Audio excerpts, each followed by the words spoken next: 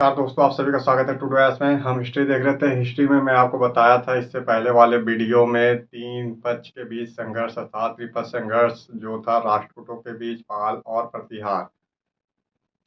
जब इन तीनों पक्ष में लड़ाई हुआ, इसके बाद इनका विनाश हुआ। इनके विनाश के बाद उत्तर भारत की राजनीतिक परिदृश्य बदली और एक नया राजपूताना वंश का जन्म हुआ, जिसमें टोटल 36 राजपूत थे। तो हमको आज का जो टॉपिक पढ़ना है वह है राजपूतों का इतिहास।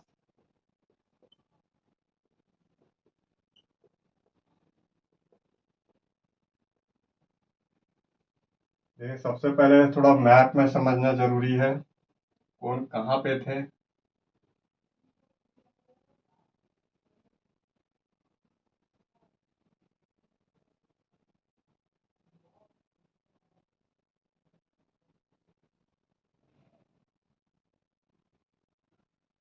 तो हमें देखना है राजपूताना कहाँ कहाँ पे थे। टोटल मिला के जो 36 राजवंश हुए हैं राजपूतों में, तो सारे का तो परिचय नहीं जानना हमें, कुछ का इम्पोर्टेंट है जो उन्हीं का जानना है। तो पहले एक बैकग्राउंड में चलते हैं, इसके बाद लोकेशन से ट्रैक कर लेंगे उसे, कहाँ पे थे, कहाँ पे शासन कर रहे थे। सबसे पहले रिकॉल करा दूं मैं, त्रिपक्ष संघर्ष क्या था। तीन पक्ष संघर्ष, एक साइड थे पाल, दूसरी साइड प्रतिहार, और दक्षिण में बोलेंगे राष्ट्रकूट। राष्ट्रकूट तो पाल प्रतिहार राष्ट्रकूट के बीच लगातार संघर्ष चल रहा है। ये संघर्ष चल रहा है 8वीं शताब्दी से लेकर 11वीं शताब्दी तक। इसके बाद ये धीरे धीरे कमजोर होने लगते हैं इसी पीरियड में। तो जन्म तो 8वीं शताब्दी के पास हो गया था, मध्यकाल से स्टार्ट हुआ, धीरे धीरे कमजोर होने लगे। दक्षिण में राष्ट्रकूट कमजोर होने लगे, तो उत्तर भारत में प्रतिहार और पूर्व की ओर पाल कमजोर होने लगे।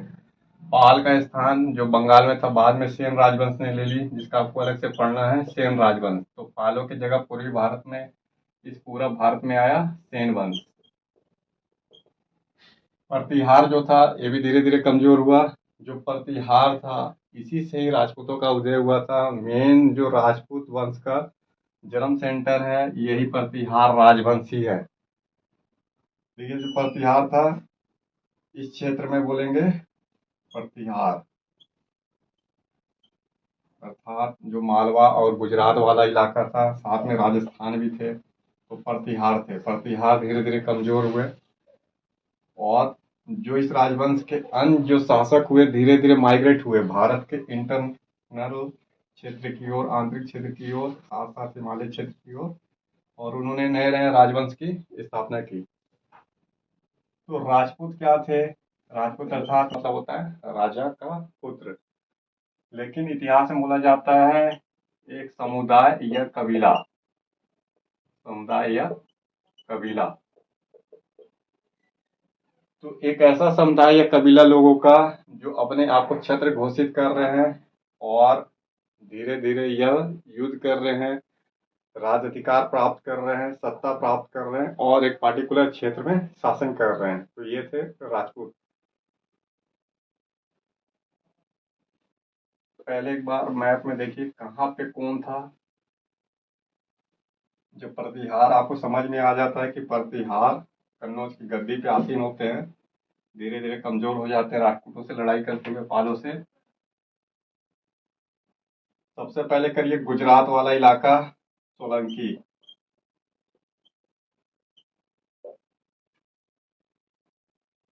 फिर इसी के पड़ोस में मिलेगा आपको, क्या मिलेगा, सोलंकी के बगल में मिलेगा परमार।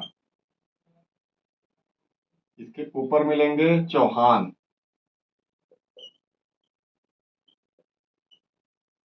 यहाँ पे मिलेगा दिल्ली हरियाणा में तोमर। इस वाले इलाके में मिलेगा चंदेल। चंदेल का पड़ोसी मिलेगा आपको कलचूरी या चेंदी। इसके साथ अगर चंदेल के ऊपर बढ़ेंगे आप, तो यहाँ पे आपको मिलेगा गढ़वाल। यही इंपॉर्टेंट है जो आपको पढ़ना है। एक बार फिर से देखिए कौन कौन से हैं। सबसे पहले गुजरात और जो दक्षिण राजस्थान है वहां पे मिलेगा आपको सोलंकी। तो बोलना है मूल रूप से गुजरात पे शासन करते थे। चौहान मिलेगा आपको राजस्थान में, जयपुर सांभर वाले इलाके में, तो बोलेंगे जयपुर वाला मेन सेंटर था चौहानों का। तोमर दिल्ली हरियाणा, तोमर कहाँ है, दिल्ली हरियाणा पे शासन करते थे।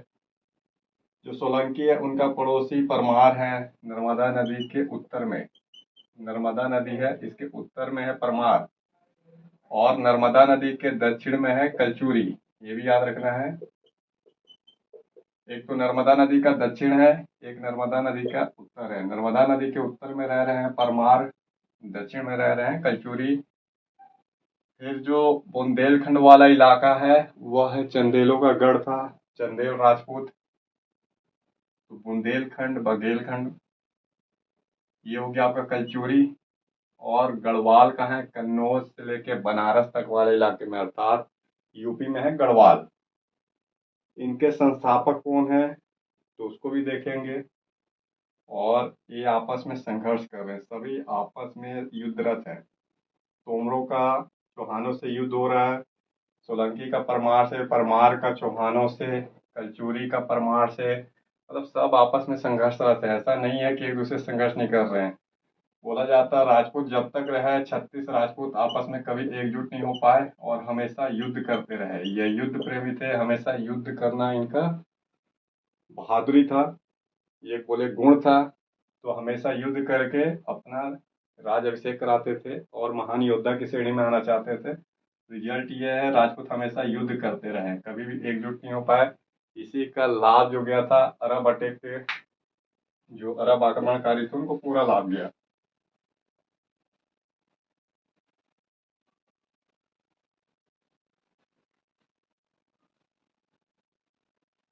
तो पढ़ रहे हम लोग राजपूतों का इतिहास।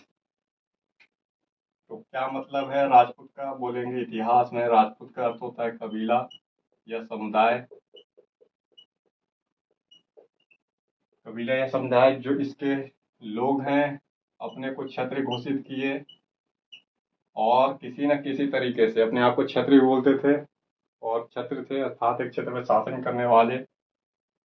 शिवम को सूर्यवंशी, सूर्यवंश, चंद्रवंश, चंद्रवंशी व अग्निवंश से उत्पन्न मानते थे। किसी न किसी तरीके से अपने को सूर्यवंश, चंद्रवंश और अग्निवंश से जोड़ते थे राजपूत। इनका उदय कब हुआ था, बोलेंगे हर्षवर्धन की मृत्यु के बाद। हर्ष की मृत्यु हुई थी, हर्ष की मृत्यु के बाद उत्तर भारत में, जो पूरा उत्तर भारत था, अराजकता थी, अव्यवस्था थी। उसी समय उदय हुआ था। उदय की पृष्ठभूमि थी प्रतिहारों से। बाद में प्रतिहार से ही जो राजा थे अर्थात बोलेंगे उपराजा, राजा, राजकुल के सदस्य, ये अलग अलग क्षेत्रों में चले गए। इन्होंने अलग अलग वंशों की नींव डाल दी। इस तरीके से हर्ष की मृत्यु के बाद जो उत्तर भारत में अराजकता व्यवस्था थी उसी में ही राजपूतों का उदय हुआ था।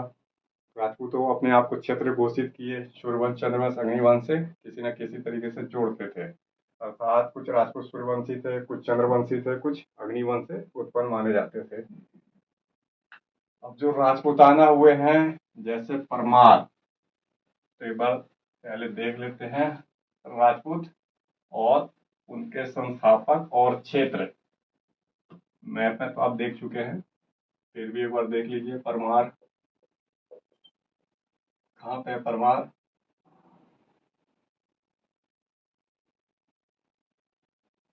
ये नर्मदा नदी है, किसी न किसी नदी के पास ही है, या नदी वाला क्षेत्र इनकी सीमा निर्धारित करता है। तो बोलेंगे नर्मदा, नर्मदा के उत्तर में है परमार।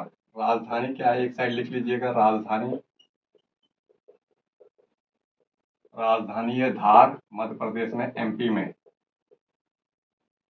परमार वंश का संस्थापक कौन है, परमार वंश का संस्थापक बोलेंगे उपेंद्र। उपेंद्र परमार वंश का संस्थापक है उपेंद्र। नर्मदा नदी के उत्तर में ये वाला क्षेत्र है धार, राजधानी हुआ करता था। सेकंड नंबर पे देखिए ये वाला इलाका है कलचुरियों का, सॉरी सोलंकियों का, सोलंकी, ये चालुक्य बोला जाता है, गुजरात के चालुक्य।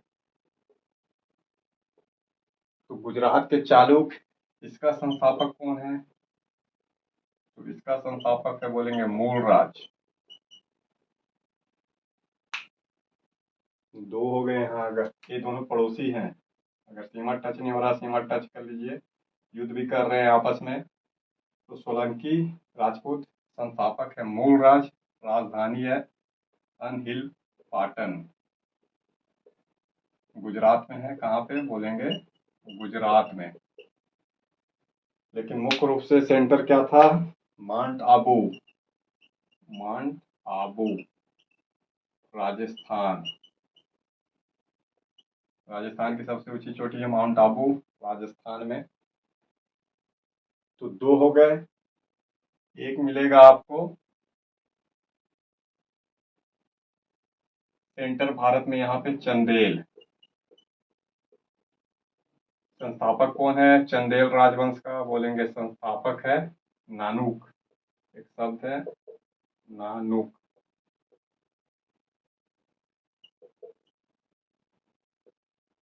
देखिएगा, संस्थापक है नानुक। कहाँ पे शासन कर रहे हैं? बोलेंगे बुंदेलखंड वाला इलाका है, बुंदेलखंड। इसमें यूपी भी है, कुछ छत्तीसगढ़ वाला हिस्सा है, बघेलखंड वाला, और एमपी वाला इलाका। महोबा राजधानी हुआ करती थी, महोबा राजधानी थी। अभी भी देखेंगे तो महोबा दिखाई देगा। तो चंदोलों के, तो चंदेल के ये हैं पॉइंट। संस्थापक है नानुक, बुंदेलखंड, यूपी, छत्तीसगढ़, एमपी और महोबा में शासन कर रहे हैं। तो इसका पड़ोसी हो जाता है। यहाँ पे दक्षिण में जो नर्मदा नदी है, ऐसे करके जो बह रही है, इसके दक्षिण में है। इसको नोट कर लीजिए, फिर मिटा के दोबारा बताता हूँ मैं आपको।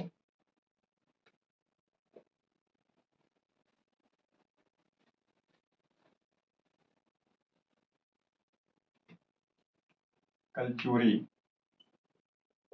कलचुरी के दो नाम हैं, एक है चेंदी, एक है हेहे वंश। जब भी आता है हेहे वंश क्या है, तो बोलेंगे आप कलचुरी राजवंश राजपूत थे, नर्मदा नदी के दक्षिण में थे, और बोलेंगे जबलपुर राजधानी थी। संस्थापक पता नहीं है इसके एग्जैक्ट कौन है, लेकिन एक बड़े क्षेत्र पे शासन करते थे, जिसमें छत्तीसगढ़ था, कुछ उड़ीसा का भाग था, मध्य प्रदेश, महाराष्ट्र वाला इलाका भी था।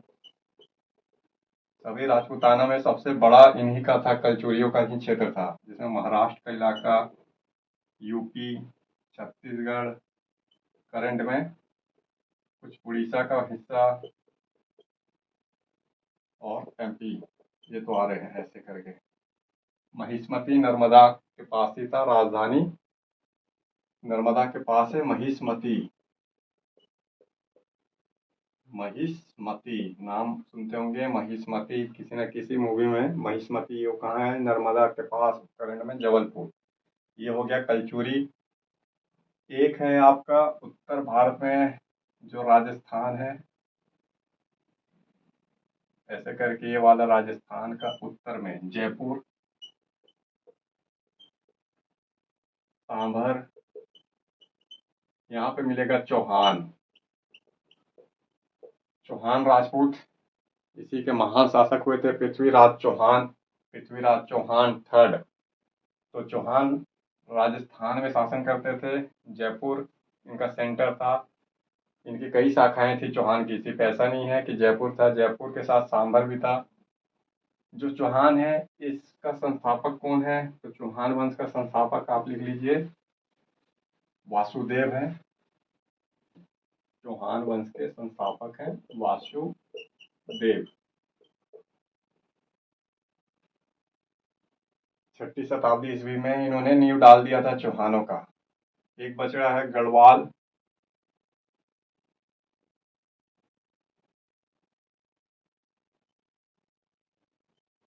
देखिए यहाँ पे मिलेगा जो यूपी वाला बेल्ट है, यूपी में कन्नौज, कन्नौज पे शासन कर रहे थे गढ़वाल,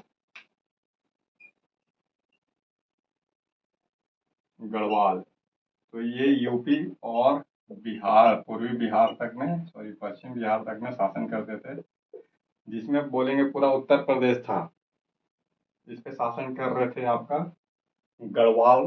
गढ़वाल का जो संस्थापक है, इसका उल्लेख है यशो निगरा है, यशो निगरा संस्थापक है।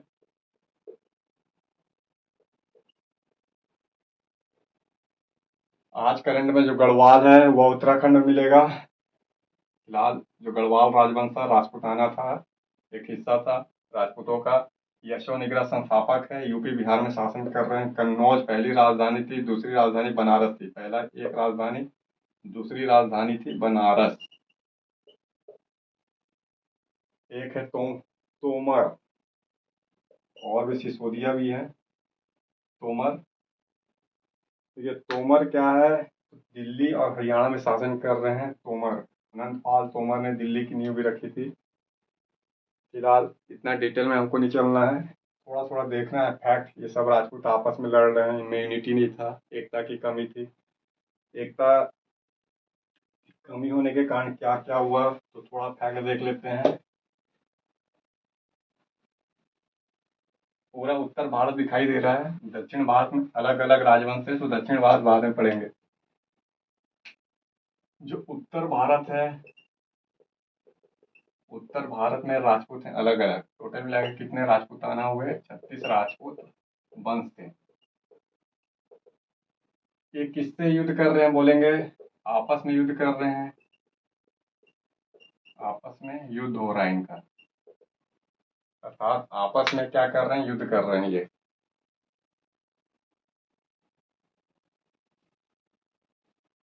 सेकंड नंबर पे क्या बोलेंगे, आपस में तो युद्ध कर रहे हैं। सेकंड नंबर पे बोलेंगे इन्होंने दिल्ली सल्तनत के साथ युद्ध किया है। दिल्ली सल्तनत के जो शासक हुए हैं, तो दिल्ली सल्तनत में बहुत सारे शासक हुए हैं, जिसमें खिलजी से लेके बोलेंगे तुगलकों के साथ युद्ध हुआ है इनका। फिर थर्ड नंबर पे मुगलों से युद्ध किया इन्होंने। चौथे नंबर पे अंग्रेजों से युद्ध हुआ। और भारत की अगर मैं बात करूं उस समय,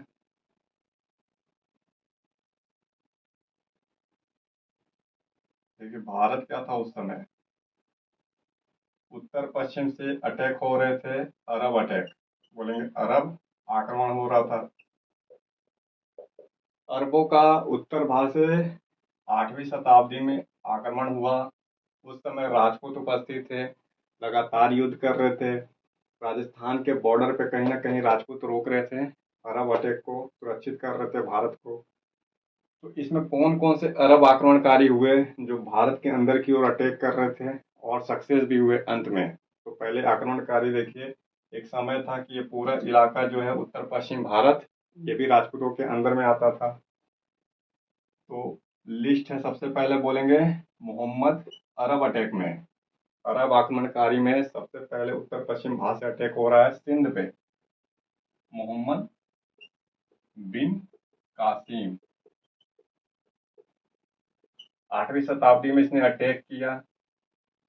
सेकंड नंबर पे सिंध को विजय कर लिया था मोहम्मद बिन कासिम, जिसने सिंध विजय किया था।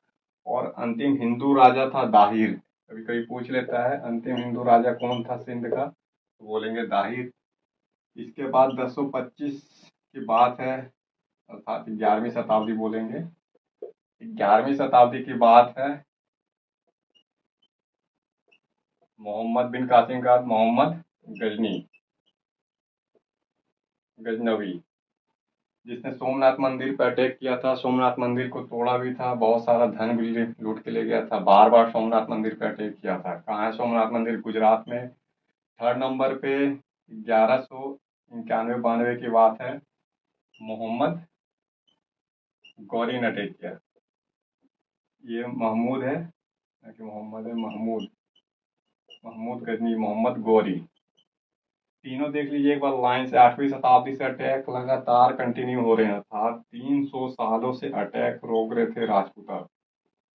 जो राजपूत वंश था, जिसमें प्रतिहार और आपका तोमर, चौहान, ये लगातार आक्रमण को रोक रहे हैं उत्तर पश्चिम भारत से। और आपस में भी युद्ध कर रहे हैं, तो संसाधन का व्यर्थ बर्बादी हो रहा है, सैनिक कमजोर पड़ रहे हैं। तो 300 साल तक अरबों का अटैक रोक रहे हैं। सबसे पहला मोहम्मद बिन कासिम, इसने अटैक करके सिंध को विजयी कर लिया। इस वाला क्षेत्र है, ये सिंध है। फिर 1025 में अटैक हुआ मोहम्मद गजनी का, और फिर 1192 में मोहम्मद गौरी का। इसका युद्ध हुआ है तराइन का सेकेंड युद्ध पृथ्वीराज चौहान के साथ, जिसे पृथ्वीराज चौहान हार गए। थोड़ा थोड़ा फैक्ट देख लेते हैं, एक एक राजपूत का जिसमें महान शासक हुए हैं उनका कम से कम नाम याद होना चाहिए। सबसे पहले परमार देखिए, परमार में जिसकी राजधानी धार है, शासक कौन था? प्रथम शासक उपेंद्र। परमार जिसकी स्थापना उपेंद्र ने की थी, राजधानी था धार। इसका एक महान शासक हुआ है राजा भोज। वो राजा भोज नहीं जो इतिहास में मिलते हैं। आपको याद रखना है, राजा भोज महान परमार शासक हैं, जिनकी राजधानी धार है। ये खुद विद्वान थे, इन्होंने 33 से ज्यादा किताबें लिखी है। इनकी एक किताब का नाम है सम्रागना सूत्रधार। सम्रागना सूत्रधार किस पे है? बोलेंगे कला व वास्तुकला की किताब है। तो राजा भोज इन्होंने विद्वानों को संरक्षण दिया, और इनके समय धार जो था साहित्य का मक्का कहलाता था। साहित्य का मक्का, मक्का क्या है? मक्का और मदीना जो इस्लामिक धर्म का सेंटर पॉइंट है, सऊदी अरब में है। तो धार को बोला जाता है साहित्य का मक्का। किस कारण से? राजा भोज के कारण। इन्होंने विश्व के जितने विद्वान थे अपने राज दरबार में बुलाया, संगोष्ठी कराते थे, आयोजन कराते थे। खुद इन्होंने किताब लिखा सम्रांगना सूत्रधार। और राजा भोज इन्होंने चारों दिशाओं में अटैक किया था अपने शत्रुओं पे। तो इस प्रकार से परमार शासक हुए। एक है सोलंकी शासक जयसिद्ध सिद्धराज, परमार शासक है। देखिए यहाँ पे सोलंकी शासक है। सोलंकी गुजरात में शासन कर रहे हैं। इनका एक शासक है जयसिद्ध सिद्धराज, कर्ण का बेटा था। इनके पिता का नाम कर्ण था। इन्होंने चंदेल राज पे अटैक किया, परमारों पे अटैक किया, गढ़वालों पे अटैक किया। चारों दिशाओं में अटैक कर रहे हैं जयसिंह सिद्धराज। काफी सारे मंदिरों का निर्माण भी किया। और जानकारी के लिए थोड़ा मैं बता दूं आपको, जो सोलंकी थे इन्होंने माउंट आबू में काफी सारे मंदिरों का निर्माण कराया। जैसे माउंट आबू है, माउंट आबू इनका मुख्य सेंटर था माउंट आबू। और यहाँ पे इन्होंने जैन से संबंधित मंदिर का निर्माण कराया है, दिलवारा मंदिर, जैन का दिलवारा मंदिर। तो दिलवारा मंदिर है जैन का। माउंट आबू में बीमल जैन मंदिर भी है, बीमल जैन मंदिर सोलंकियों का है, बीमल जैन मंदिर, दिलवाड़ा मंदिर। प्लस बड़ोदरा में है, बड़ौदा गुजरात में बड़ौदा, तो मोधेरा का सूर्य मंदिर। कभी पूछता है मोधेरा का सूर्य मंदिर कहाँ है, तो बोलेंगे मोधेरा का सूर्य मंदिर बड़ोदरा में है। ये सोलंकियों का आर्किटेक्चर है। सोलंकी जो थे वास्तुकला कला को बहुत अधिक बढ़ावा दिया। अधिकतर इनका आर्किटेक्चर माउंट आबू में मिलेगा, जैन मंदिर से संबंधित है। दिलवाड़ा जैन मंदिर, बीमल जैन मंदिर। मोधेरा में सूर्य मंदिर है। कभी कभी सूर्य मंदिर पूछ लेता है कहाँ पे है, बोलेंगे मोधेरा में सूर्य मंदिर है।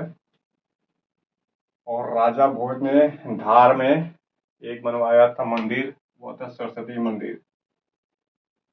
सरस्वती मंदिर कहाँ पे? धार में।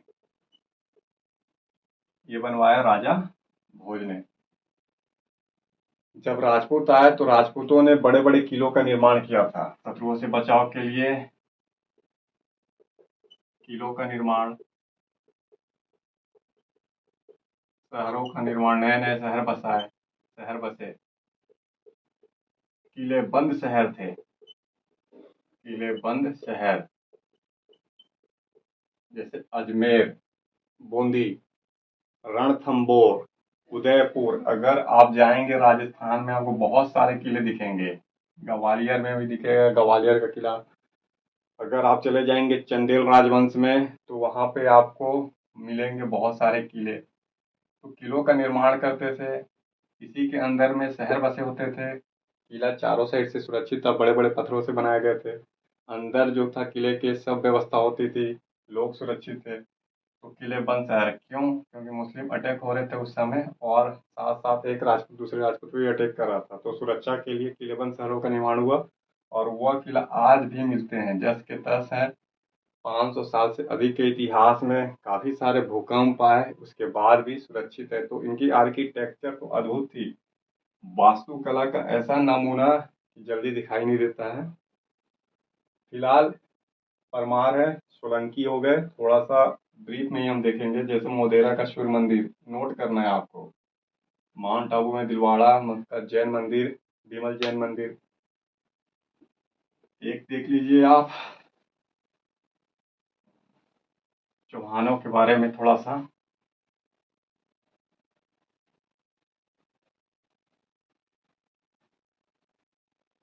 अगर सब राजाओं का नाम मैं आपको बताने लगूँ तो कुछ कंफ्यूजन तो होगा, साथ साथ में बहुत टफ भी हो जाएगा, जो आना भी नहीं एग्जाम की दृष्टि से। जो आएगा, जो फैक्ट है, बस उसको ही बताऊंगा। चौहान, चौहानों की बोलेंगे कई शाखा थी। वासुदेव चौहान वंश के संस्थापक थे, इन्होंने नींव डाल दिया था।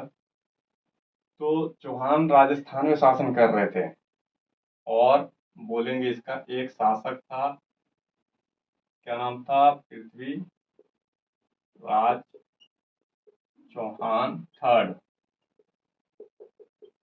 देखिए, पृथ्वीराज चौहान थर्ड, इसने दो लड़ाई लड़ी है। एक तो है तराइन का युद्ध, तराइन का प्रथम युद्ध बोलेंगे 1191-92 में। दूसरा फिर एक साल बाद जस्ट हुआ है तराइन का युद्ध 1192-93 में। किसके साथ लड़ा है? शत्रु कौन था? मोहम्मद गौरी, मोहम्मद गौरी। तो पृथ्वीराज चौहान का मोहम्मद गौरी के साथ युद्ध हुआ, पहला युद्ध था तराइन का युद्ध 1191-92 में। कहाँ है? तो पंजाब वाला क्षेत्र है तराइन, वहां पे मिलेगा, भटिंडा के पास है। इसमें प्रथम युद्ध में पृथ्वीराज चौहान जीत गए थे। इन्होंने मोहम्मद गौरी की सेना को बुरी तरीके से पराजित किया था, लेकिन आगे सेना का पीछा नहीं किया, मोहम्मद गौरी को पकड़ा नहीं, छोड़ दिया, मोहम्मद गौरी भाग गया। सेकेंड बार जब एक साल हुए बीते, मोहम्मद गौरी ने अपनी सेना को फिर से मजबूत किया, और इस बार तराइन के युद्ध में दोबारा लड़ाई हुआ। पृथ्वीराज चौहान क्या थे, हार गए। बाद में इनको बंदी बना लिया गया और कत्ल कर दिया गया इनका, अर्थात इनकी हत्या कर दी, तो मोहम्मद गौरी ने कर दिया। अगर पृथ्वीराज चौहान प्रथम तराइन के युद्ध में ही मोहम्मद गौरी को पकड़ लेते, और ये आसानी से पकड़ा जाता, क्योंकि पूरी तरीके से हार भी गया था, साथ साथ भागने का भी कोई रास्ता नहीं था, लेकिन पृथ्वीराज चौहान ने इनको जाने दिया। और पृथ्वीराज चौहान ने अपना सारा ध्यान दिया था जयचंद के ऊपर। जयचंद एक गढ़वाल शासक था। तो राजस्थान से अपना पूरा ध्यान हटा के कहाँ लगाया? यूपी के गढ़वाल शासक पे। और कौन सा गढ़वाल शासक है? जयचंद। जयचंद की बेटी का अपहरण पृथ्वीराज चौहान ने कर लिया था, स्वयंवर था। जयचंद जो था अपनी पुत्री का नाम है संमित्रा, उसका शादी के लिए स्वयंवर का आयोजन किया था। पृथ्वीराज चौहान को इनविटेशन न देने के कारण ये गुस्से में थे, और इनकी पुत्री का अपहरण कर लिया, जयचंद की पुत्री का। जयचंद और पृथ्वीराज चौहान का पूरा ध्यान हमेशा एक दूसरे से युद्ध में ही था। रिजल्ट है, पृथ्वीराज चौहान ने अपना ध्यान पश्चिम भारत की ओर नहीं दिया, तो पश्चिम भारत को सुरक्षित नहीं कर पाए। पहले से अटैक हो रहे थे, लगातार 300 सालों से अटैक चल रहा था, और इसी में ये कमजोर पड़ गए। बाद में पूरा भारत का इतिहास पलट गया, दिल्ली सल्तनत की स्थापना हुई। तो ये है थोड़ा सा ब्रीफ में। पृथ्वीराज चौहान बहुत ही बहादुर थे, इनके बहादुरी के किस्से भी पृथ्वीराज रासो मिलते हैं। पृथ्वीराज रासो जिसने लिखा है चंद बरदाई, चंद बरदाई। पृथ्वीराज रासो की रचना किया। इनके दरबारी कवि थे, काफी सारे दरबारी कवि इनके दरबार में रहते थे। तो पृथ्वीराज रासो की रचना की है चंद्रप्रदायी ने। बहादुरी से संबंधित किस्से कहानी है, कविता है। तो बोलेंगे मतलब जो कविता लिखा गया है वो ओजस्विनी वाणी में लिखा गया है। एक जोश दिलाता है, उमंग दिलाता है, उत्तेजना भरता है, और वीर गाथा की कहानी है। वीर गाथा। सारा युद्ध जीते थे पृथ्वीराज चौहान, लेकिन अंतिम युद्ध तराइन का युद्ध इसमें हार गए ये। इन्होंने चंदेल राज पे अटैक किया, परमारों पे अटैक किया, गढ़वाल राज पे तो अटैक किए थे, लेकिन दुर्भाग्य है कि अरब अटैक में ये विफल हो गए, तराइन का युद्ध में हार गए। और मोहम्मद गोरी बाद के अंदर आया और इसने दिल्ली सल्तनत की नींव डाली थी। बस आज के लिए इतने ही। फिर मिलेंगे हम सेकेंड वीडियो में, जो राजपूतों का है। अभी बच रहे हैं कुछ राजपूत शासक, बहुत ही महत्वपूर्ण है, उन्हीं का बताऊंगा ओनली। तो बने रहिए टू डू ऐस में। चैनल लाइक करिए, सब्सक्राइब करिए।